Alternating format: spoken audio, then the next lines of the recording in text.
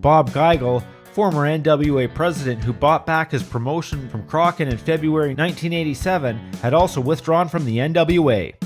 Jim Crockett Promotions began to run shows in new markets from coast to coast, often in less than sold-out arenas, greatly increasing travel costs and other overhead. Jim Crockett Promotions' first pay-per-view endeavor, 1987 Starrcade, was scheduled in its traditional Thanksgiving slot, but ran into unexpected competition from the WWF's inaugural Survivor Series pay-per-view, which was scheduled to air the same night.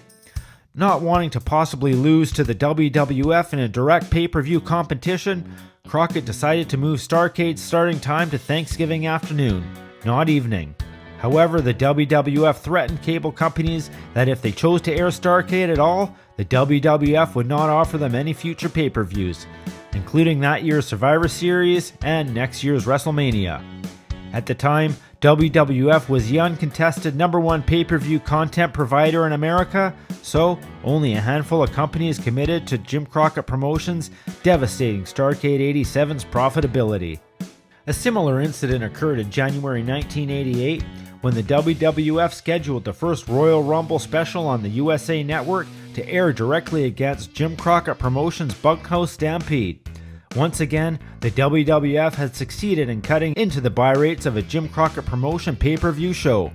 As a result, Crockett aired the first ever Clash of Champions, featuring a pay-per-view quality card on free TV on March 27, 1988, on TBS in an attempt to draw viewers away from WrestleMania 4, which took place the same night. This was one of the few tactics to actually work for Jim Crockett in his war with the World Wrestling Federation, as WrestleMania 4's buy rate was much lower than the prior year's Survivor Series had been. However, Clash of Champions was now the only thing Crockett could use to keep the NWA alive, though it was not even highly watched as WWF's Saturday night main event.